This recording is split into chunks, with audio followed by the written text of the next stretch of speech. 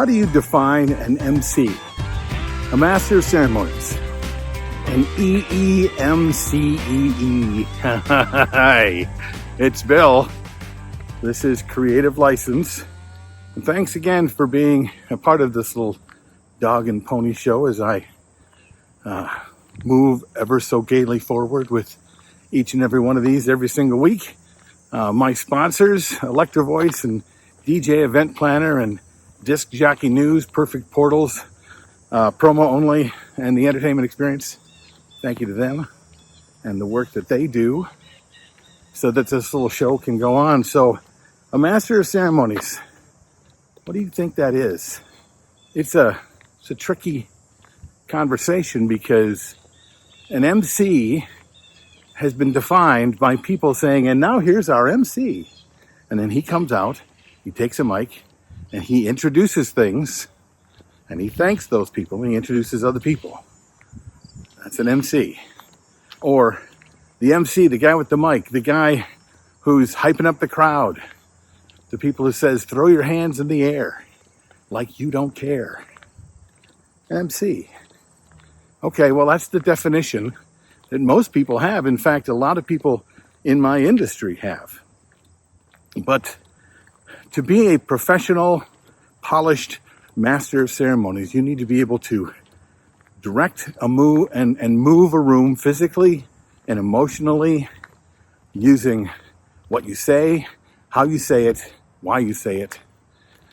Being in charge of everything that's happening, which means understanding everything that's happening. The master of ceremonies masters the ceremony. He knows exactly what's happening, why it's happening, all of those things. So there's many things that go into being able to do this in a very professional and perfect way. And I'm going to talk about some of those things over the next few weeks. But today what I'm going to talk about is the idea of research. Many people think an MC is thrown a microphone moments before he hits the stage. And he's given a list of names that if he can read, he can say.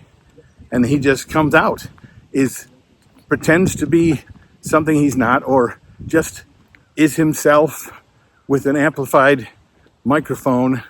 And then if things go well, great. If things don't go well, oh well, but he couldn't screw up, right? He's there because people like him, and he's unafraid to have a microphone.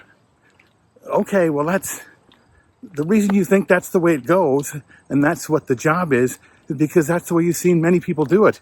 And there's a lot of people that don't like that guy because he treats the room like he understands when he really doesn't. So the first thing you should take on, if you're going to be the master of ceremonies of anything, is taking on understanding what's happening.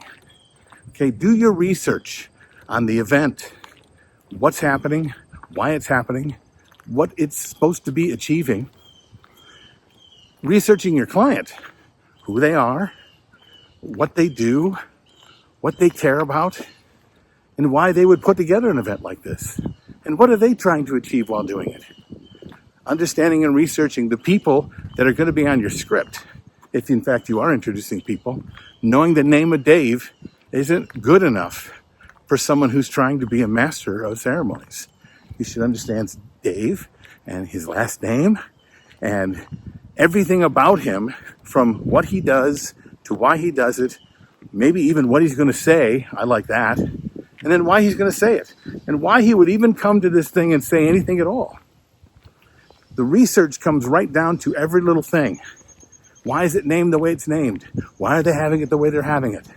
Understanding all of this stuff puts you in a position of being the person who would know, because you do. So when you take the mic and you say blank, they all go, yeah, he knows what he's talking about. He understands us. He knows why we're here. Oh my gosh, he knows Dave. And we love Dave.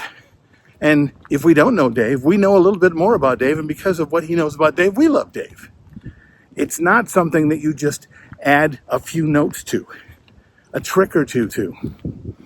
It's something that if you really want a polished professional job, that you take the time to really know this person as well as you can know them. Instead of, I know exactly what you wanted me to say and I read it out loud. That guy's an announcer. That guy is hardly listened to. That guy doesn't have the authority to be able to move the room through space and time. Now, there's lots of other things that are really important when it comes to doing your job. But one, and I think where it starts, is researching your client, their needs, and why it's important. What do you think of this? Write down your comments below. This is Bill, Professional Master of Ceremonies. This is Creative License, and I'll see you next time.